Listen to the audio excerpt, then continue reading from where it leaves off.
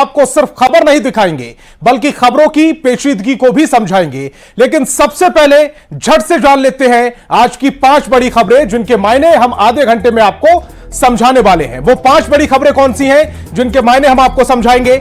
झारखंड में क्यों गई दो नेताओं की विधायकी चली गई है, लेकिन क्यों गई है वो सबसे पहले समझाएंगे। सुनील सिंह की सदस्यता पर संकट क्यों है यह भी हम आपको समझाएंगे, और यह भी समझाएंगे कि महिला सम्मान पर सियासत को किस तरह से देखा जाना चाहिए। महिला सम्मान पर सियासत क्यों हाई है यह भी समझना जरूरी है। तेजस्वी के सदन में ना आने पर सियासत क्यों गरमा रही है, और बिश्नोई गैंग का बिहार कनेक्शन भी समझाएंगे आपको। तो बिश्नोई गैंग का बिहार कनेक्शन क्या है वो भी समझाएंगे। खबर तो समझिए में सबसे पहले देखते हैं बिहार झारखंड के 3 विधायक और विधान पार्षद की सदस्यता से जुड़ी सबसे बड़ी खबर। झारखंड में दल बदल मामले में कांग्रेस और जेएमएम के 2 बड़े नेताओं की विधायकी चली गई है। स्पीकर के न्यायाधिकरण ने जेपी पटेल और लोबिन हेम्ब्रम को दोषी पाते हुए इनकी सदस्यता खत्म कर दी, जबकि बिहार में आरजेडी के एमएलसी सुनील सिंह की सदस्यता पर तलवार लटकी हुई है। सुनील सिंह की सदस्यता खत्म करने की आचार समिति ने अनुशंसा कर दी है।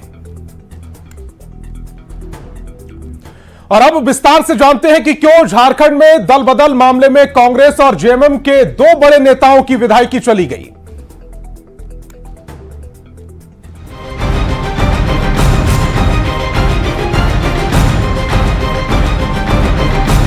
जेपी पटेल और लोबिन हेम्ब्रम की विधानसभा सदस्यता खत्म हो गई। दोनों ही नेता विधायक नहीं रहे। गुरुवार को झारखंड विधानसभा के स्पीकर ने संविधान की 10वीं अनुसूची के तहत अपना फैसला सुना दिया और मौजूदा विधायक से पूर्व विधायक हो गए जेपी पटेल और लोबिन हेम्ब्रम। दोनों विधायकों की सदस्यता खारिज कर दी गई है। ऐसा दल बदल कानून के तहत हुआ है। जेपी पटेल मांडू से बीजेपी विधायक थे, जबकि बोरियो से जेएमएम विधायक थे लोबिन हेम्ब्रम। बीजेपी नेता रहे जेपी पटेल ने लोकसभा चुनाव से पहले पार्टी छोड़कर कांग्रेस का दामन थामा था। इसके बाद उन्होंने कांग्रेस की टिकट पर लोकसभा चुनाव लड़ा था, लेकिन इस दौरान उन्होंने अपनी विधानसभा सदस्यता से इस्तीफा नहीं दिया था। इसको लेकर बीजेपी नेता अमर कुमार बावरी ने स्पीकर के न्यायाधिकरण में पटेल के खिलाफ दल बदल कानून के तहत कार्रवाई की मांग की थी। उधर लोबिन हेम्ब्रम पर जेएमएम ने पार्टी विरोधी गतिविधियों में शामिल होने का आरोप लगाया था। लोबिन हेम्ब्रम ने जेएमएम से बगावत कर लोकसभा चुनाव में राजमहल से जेएमएम प्रत्याशी के खिलाफ चुनाव लड़ा था। जेएमएम सुप्रीमो शिबू सोरेन ने स्पीकर के यहां लोबिन के खिलाफ दल बदल कानून के तहत आवेदन दिया था। अभी जो पार्टी हमको निलंबन की, जो सदस्यता खत्म किया, पार्टी की तरफ से पहला कर्तव्य बनता था पार्टी का कि पहले हमको वो लोग शोकोज करता, शोकोज करने के बाद फिर हम अपना जवाब देते हैं। आपको शोकोज नहीं किया? कुछ नहीं, शोकोज का कोई बात ही नहीं है, शोकोज किया ही नहीं है। अगर किया है तो वो लोग बतावे। स्पीकर न्यायाधिकरण के फैसले के खिलाफ दोनों के पास हाई कोर्ट जाने का कानूनी विकल्प है। शायद दोनों इसका इस्तेमाल भी करें, लेकिन फिलहाल झारखंड विधानसभा के मॉनसून सत्र में नजर नहीं आएंगे जेपी पटेल और Lobin Hembrom. Bureau report, news 18। तो दल विरोधी कानून क्या होता है वो सबसे पहले आपको समझाते हैं। क्या होता है दल बदल विरोधी कानून वो आपको समझा देते हैं। यह है भारत में दल बदल विरोधी कानून 1985 में लागू हुआ था। पार्टी बदलने वाले विधायकों को दंडित करना इसका उद्देश्य है। क्या होता है दल बदल विरोधी कानून वो आपको समझा रहे हैं। पार्टी बदलने वालों को हतोत्साहित करने के लिए यह कानून बनाया गया है। यह कानून देश में सरकारों को स्थिरता प्रदान करने वाला कानून कहा जाता है। इस कानून को 1985 में संविधान की 10वीं अनुसूची में जोड़ा गया था और 1967 में हरियाणा के निर्दलीय विधायक ने एक ही दिन में 3 बार पार्टी बदली थी। दल बदल विरोधी कानून क्यों आया यह हम आपको समझा रहे हैं। हरियाणा की हसनपुर सीट पर यह हुआ था। आया राम गया राम का मुहावरा दल बदल का पर्याय बन गया था, जिसके बाद इस कानून को लाया गया था। दल बदल विरोधी कानून संसद विधानसभा दोनों जगह पर लागू होता है। और बड़ी बात यह है कि 1967 में हरियाणा के निर्दलीय जो विधायक थे उनको लेकर यह लाया गया था, क्योंकि उन्होंने एक ही दिन में 3 बार पार्टी बदली थी। अयोग्यता के आधार क्या होते हैं वो भी आपको समझा दें। अयोग्यता के आधार क्या होते हैं। यदि कोई निर्वाचित सदस्य स्वच्छता से पार्टी की सदस्यता छोड़ दे तो वो अयोग्य करार दिया जाता है। यदि निर्वाचित सदस्य विधायक सदन में मतदान से दूर रहता है, यह भी एक कारण होता है। निर्वाचित सदस्य पार्टी के रुख के विपरीत मतदान करता है तो उसके अयोग्यता के आधार बनते हैं। मनोनीत विधायक 6 माह के बाद किसी दूसरे दल में शामिल हो जाए या फिर निर्दलीय विधायक किसी पार्टी में शामिल हो जाए तो उसके अयोग्यता के आधार बन जाते हैं। अयोग्यता पर निर्णय सदन के अध्यक्ष या फिर सभापति को लेना होता है। इस मुद्दे पर उनका निर्णय अंतिम माना जाता है। इस पूरे मुद्दे पर जो सभापति होंगे या अध्यक्ष होंगे, उनका जो निर्णय होगा वो अंतिम होगा। विधायकों को फैसले के खिलाफ कोर्ट में जाने का अधिकार होता है। जो झारखंड में हो रहा है उसमें भी उनके पास ये अधिकार है। कुछ मामलों में दल बदल के बाद भी सदस्यता बनी रहती है। पार्टियों के 2/3 सदस्य किसी पार्टी में विलय के पक्ष में होने चाहिए। सदस्यता कैसे बचानी है दल बदल के बाद, वो भी हम आपको बता रहे हैं। कुछ मामलों में दल बदल के बाद भी सदस्यता बच सकती है। कैसे बच सकती है वो आपको बता रहे हैं। पार्टी के 2/3 सदस्य किसी पार्टी में विलय के पक्ष में होने चाहिए, तब सदस्यता को बचाया जा सकता है। और इसके साथ ही साथ कुछ मामलों में दल बदल के बाद भी सदस्यता को कैसे बचाना है वो भी हमने आपको समझाया। तो समझिए झारखंड में क्यों 2 नेताओं की विधायकी चली गई। जेपी पटेल बीजेपी से विधायक चुने गए थे। जेपी पटेल ने लोकसभा चुनाव से पहले पार्टी छोड़कर कांग्रेस का दामन थाप लिया था। लोकसभा से पहले वो किसी और पार्टी में थे और लोकसभा के बाद वो पहले बीजेपी में थे और बाद में वो कांग्रेस में आ गए थे। उसके बाद उन्होंने कांग्रेस के टिकट पर लोकसभा का चुनाव भी लड़ा, लेकिन पार्टी से इस्तीफा नहीं दिया, बीजेपी से इस्तीफा नहीं दिया था, लेकिन लोकसभा का चुनाव लड़ने वो मैदान में उतर गए। इसके खिलाफ बीजेपी ने शिकायत की और उनकी सदस्यता चली गई। अब लोबिन हेम्ब्रम जेएमएम से जुड़े नेता रहे हैं। जेएमएम में रहते हुए लोबिन ने लोकसभा का चुनाव लड़ा। राजमहल में पार्टी के उम्मीदवार जो थी उनके खिलाफ चुनाव लड़ा। जेएमएम ने लोबिन हेम्ब्रम के खिलाफ शिकायत दर्ज कराई और जेएमएम की शिकायत पर लोबिन के सदस्यता चली गई है। तो यह पूरा मामला है जिसे हमने आपको समझाया। और यह भी समझिए कि सुनील सिंह की सदस्यता पर संकट क्यों बना हुआ है। सुनील सिंह और सुहेब पर सीएम नीतीश कुमार की मिमिक्री का आरोप है। इन्होंने मिमिक्री की थी सीएम नीतीश कुमार की, वो आरोप है। नीतीश कुमार का नाम लेकर कहे गए थे कुछ शब्द, जिसको लेकर इनकी मुसीबत जो है वो बड़ी हुई है। सुनील सिंह और आरजेडी एमएलसी मोहम्मद सुहेब पर कई आरोप भी लगे हैं। सदन की मर्यादा के खिलाफ आचरण न करने का जो आरोप है वो सबसे गंभीर है। और जो भीष्म साहनी मामले को आचार समिति में ले गए, दोनों नेताओं को पक्ष रखने का जो समय दिया गया था, मोहम्मद सुहेब ने अपना पक्ष रख दिया था, जबकि सुनील सिंह अपना पक्ष रखने नहीं पहुंचे। 2 बार पक्ष रखने के समय उन्हें दिया गया, फिर भी सुनील सिंह अपना पक्ष रखने नहीं पहुंचे। लोकसभा चुनाव का हवाला दिया गया सुनील सिंह की तरफ से। उन्होंने कहा कि मैं स्टार प्रचारक हूं, इसके नाते पहले मैं प्रचार करूंगा और इस वजह से मैं वहां नहीं पहुंच पा रहा हूं। यह उनकी तरफ से तर्क दिया गया, पक्ष रखा गया अपना, जिसके बाद आचार समिति ने सदस्यता खत्म करने की अनुशंसा जो है वो कर दी है। तो मानसून सत्र के चौथे दिन बिहार विधान परिषद के बाहर विपक्षी सदस्यों ने जमकर नारेबाजी की। विधान परिषद के नेता प्रतिपक्ष राबड़ी देवी ने केंद्रीय मंत्री ललन सिंह और मुख्यमंत्री नीतीश कुमार पर महिलाओं के अपमान का आरोप लगा दिया। विपक्ष के आरोप पर जेडीयू नेताओं का कहना है कि मुख्यमंत्री नीतीश कुमार महिलाओं का कितना सम्मान करते हैं यह किसी से छिपा नहीं है, इसीलिए आरजेडी बेवजह राजनीति ना करे। आगे बढ़ाया था। दस्तखत तो कितना लंबा करती हैं, वो कभी उनका दस्तखत भी देख लिया कीजिए। हाथों में तख्तियां लेकर नारेबाजी करते आरजेडी नेताओं की ये तस्वीर बिहार विधान परिषद के बाहर की है। महिला अपमान का आरोप लगाते हुए आरजेडी पार्षदों ने विधान परिषद गेट पर जमकर नारेबाजी की। विधान परिषद में नेता प्रतिपक्ष राबड़ी देवी ने केंद्रीय मंत्री ललन सिंह और मुख्यमंत्री नीतीश कुमार पर महिलाओं के अपमान का आरोप लगाया।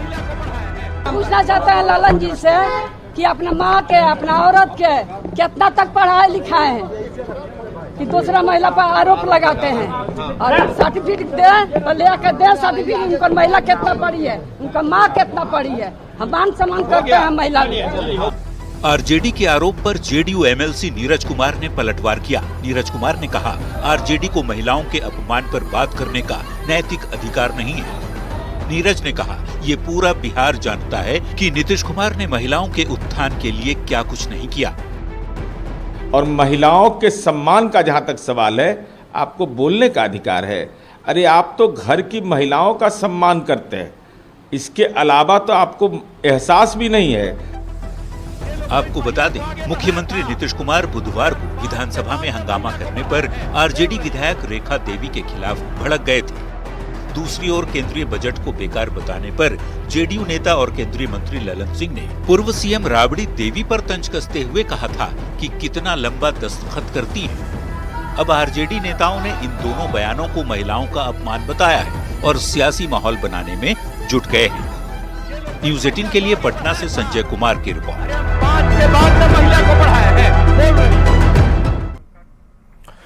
अब भले ही एक बयान के चलते नीतीश कुमार को महिला विरोधी बताया जा रहा है, लेकिन आइए जानते हैं कि नीतीश कुमार ने महिलाओं के लिए क्या क्या किया है। तो 2006 में नीतीश कुमार ने पंचायती राज जो था उसको लेकर महिलाओं के लिए सबसे पहले क्या कुछ किया है नीतीश कुमार ने, वो जान लिए। महिलाओं के कहने पर शराबबंदी की गई थी।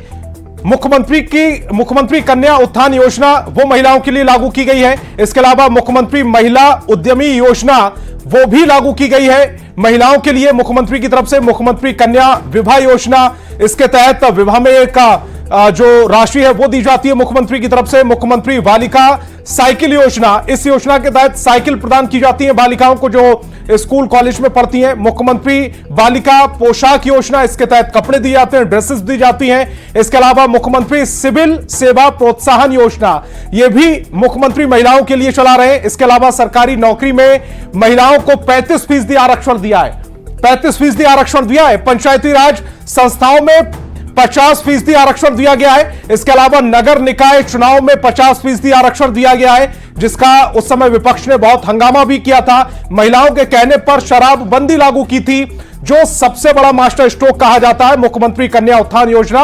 ये तमाम वो योजनाएं हैं जो मुख्यमंत्री ने महिलाओं के लिए चलाई हैं।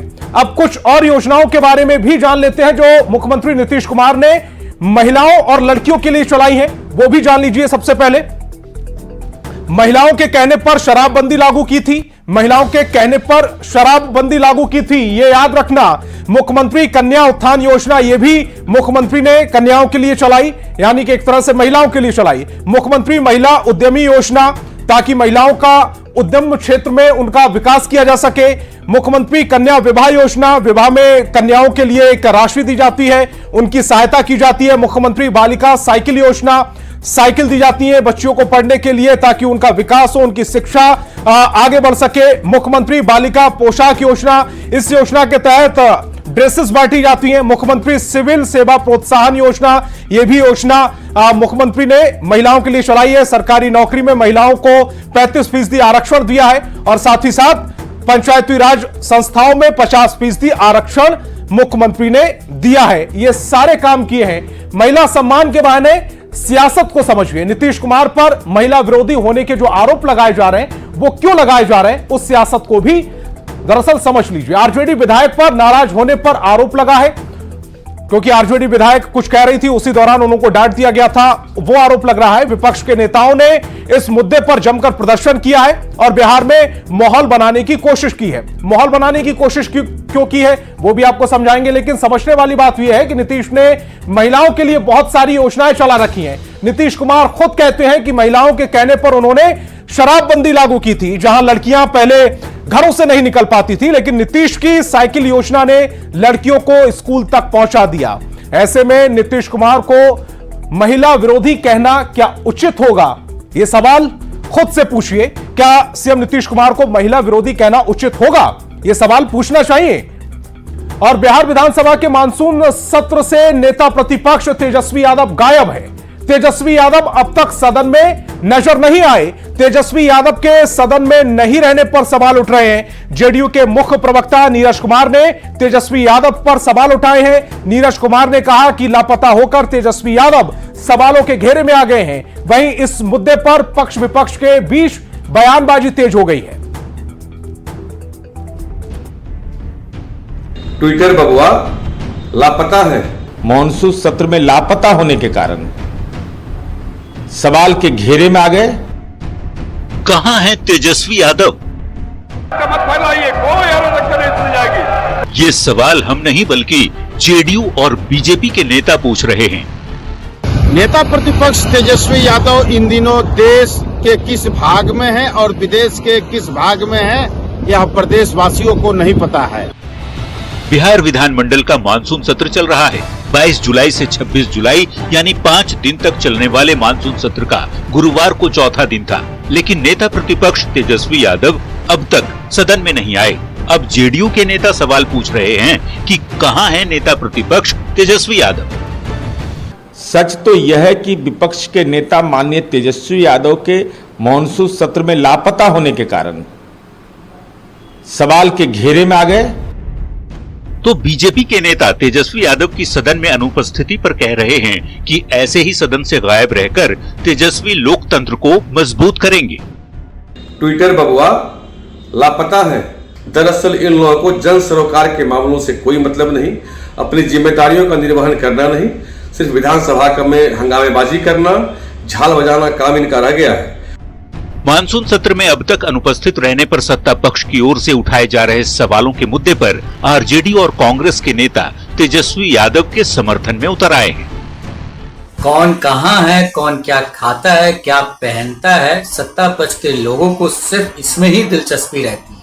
आरजेडी प्रवक्ता एजाज अहमद ने कहा कि मुद्दों से ध्यान भटकाने के लिए सत्ता पक्ष के लोग बेवजह की बातें कह रहे हैं, लेकिन भारतीय जनता पार्टी या एनडीए के लोग वैसे चीजों को मुद्दा बनाते हैं जो कहीं से भी ना तो जनता के सवाल होते हैं, ना जनता के हित होते हैं और ना जनता के मुद्दे होते हैं। 5 दिन तक चलने वाले मानसून सत्र का 4 दिन निकल चुका है और अब महज 1 दिन बाकी है। इन 4 दिनों में खूब हंगामे भी हुए और कई विधेयक भी पास हुए, लेकिन विपक्ष की अगुवाई करने वाले नेता प्रतिपक्ष सदन में नहीं दिखे। ऐसे में सियासत होना लाजिमी है। न्यूज़ 18 के लिए पटना से रवि एस नारायण के साथ ब्यूरो रिपोर्ट। और बिहार में जेडीयू की ओर से हमला झेल रहे तेजस्वी यादव आज पटना पहुंचे। तेजस्वी यादव ने मानसून सत्र से गैर हाजिर रहने पर अपना पक्ष रख दिया है। सच्चाई है कि ये लोग सरकार में हैं और जदयू के वजह से ही नरेंद्र मोदी प्रधानमंत्री हैं। विशेष राज्य के दर्जे को लेकर के जो है भाजपा शुरू से ही मन बनाई हुई थी कि नहीं देगी, और ये बात जनता दल यूनाइटेड भी जानते हैं। बहुत सारे बड़े बड़े संशोधन हुए हैं, क्या ये तो मामूली सा संशोधन करना है, तो इसमें तो कम से कम बिहार को देना चाहिए। लोग ठगने का लोग काम लगातार आपके खिलाफ जो है लोग बोल रहे हैं, कह रहे हैं मानसून सत्र चल रहा है, आप विदेश में घूम रहे हैं। अब तो आप जनता के दिल में और आप लोग सब लोग जान रहे हैं। 15 अगस्त से हम लोग उसके बाद हम लोग जनता के बीच जा रहे हैं और जनता के बीच जाने से पहले थोड़ा आपको फिट भी होना पड़ता है। और कुख्यात गैंगस्टर लॉरेंस बिश्नोई भले ही देश की सबसे सुरक्षित जेल तिहाड़ में बंद हो, लेकिन उसके नाम का खौफ अभी भी पूरे देश में है। उसके गुर्गे भारत के कोने कोने तक फैले हैं, जिसके एक इशारे पर आम से लेकर खास तक ठिकाने लगा देते हैं, खतरनाक हथियारों की डिलीवरी कराते हैं। इसी सिलसिले में गोपालगंज पुलिस ने बिश्नोई गैंग के 3 गुर्गों को गिरफ्तार किया है, जो किसी बड़ी वारदात को अंजाम देने की फिराक में थे, जिसे पुलिस ने नाकाम कर दिया। लेकिन सवाल वही है कि लॉरेंस जेल से कैसे अपराध का अपना साम्राज्य चला रहा है।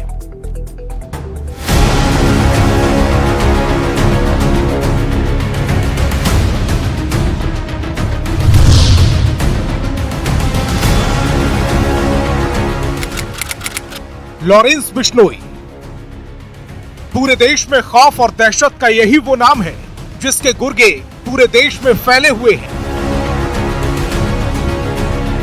गैंगस्टर लॉरेंस बिश्नोई खुद देश की सबसे सुरक्षित तिहाड़ जेल में बंद है, जहां परिंदा भी पर मारने की हिमाकत नहीं करता। उस जेल की सेल से लॉरेंस बिश्नोई पूरे देश में अपना साम्राज्य चला रहा है। उसके इशारे पर गैंग के गुर्गे आपराधिक वारदातों को अंजाम दे रहे हैं, जिससे पुलिस महकमे में खलबली मची है। पुलिस लगातार गिरफ्तारियां कर रही है। गोपालगंज पुलिस ने बिहार एटीएफ की मदद से तिहाड़ जेल में बंद गैंगस्टर लॉरेंस बिश्नोई के एक और गुर्गे को गिरफ्तार किया है, जिसका नाम दिनेश सिंह है, जो राजस्थान का रहने वाला है, जिससे एनआईए और बिहार एटीएस की टीम पूछताछ कर रही है। पूछताछ में दिनेश सिंह ने कई अहम खुलासे किए हैं। झारखंड की जेल में बंद कुख्यात अमन साहू से भी लॉरेंस के तार जुड़े हैं, जिसकी जांच पुलिस कर रही है। स्पेशल टीम जो है और राजस्थान के अजमेर जिला भेजी गई थी और वहां से भी एक जो हथियार तस्कर है उसको गिरफ्तार किया गया है, उसको पूछताछ के लिए लाया गया था और उससे पूछताछ के बाद जो है उसके इस जो गैंग है इससे संपर्क में होने के साक्ष्य पुलिस को मिले हैं और इसको भी गिरफ्तार किया गया है। गोपालगंज पुलिस ने 22 जुलाई को भी लॉरेंस गैंग के 2 गुर्गों को गिरफ्तार किया था। गिरफ्तार आरोपियों में राजस्थान के अजमेर जिले का कमल राव और मुजफ्फरपुर के पोबारी गांव का रहने वाला संतनु शिवम शामिल है। दोनों के पास से पुलिस ने मेड इन ऑस्ट्रेलिया 4 विदेशी पिस्टल बरामद की। दोनों मोतिहारी और मुजफ्फरपुर में किसी बड़ी वारदात को अंजाम देने वाले थे, लेकिन उससे पहले ही पुलिस ने अपराधियों की साजिश को नाकाम कर दिया और गिरफ्तार कर जेल की सलाखों के पीछे पहुंचा दिया, जिसे लेकर कई सवाल खड़े हो रहे हैं। सवाल है कि लॉरेंस बिश्नोई तिहाड़ जेल में कैसे अपना साम्राज्य ऑपरेट कर रहा है, कैसे उसके गैंग के गुर्गे पूरे देश में उसके इशारे पर काम कर रहे हैं। क्या तिहाड़ जेल में तैनात पुलिस की मदद से लॉरेंस सब कुछ कर रहा है? अगर नहीं तो गैंग के गुर्गे कैसे अलग अलग राज्यों में उसके इशारे पर काम कर रहे हैं, जिसके आपराधिक तिलिस्म को तोड़ना पुलिस के लिए एक बड़ी चुनौती है। न्यूज़ 18 के लिए गोपालगंज से गोविंद कुमार के साथ ब्यूरो रिपोर्ट। तो खबर तो समझिए, मैं आज फिलहाल इतना ही, लेकिन